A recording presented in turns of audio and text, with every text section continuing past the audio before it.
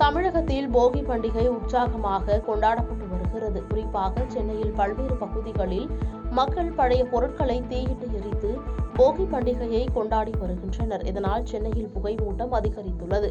அத்துடன் சென்னையில் காற்றின் தரம் மோசமடைந்துள்ளது. நகர் முழுவதும் புகைமண்டலம் சூழ்ந்துள்ளதால் சென்னை மணலி பெருங்குடியில் 277 என்ற அளவில் மோசமான அளவில் உள்ளது.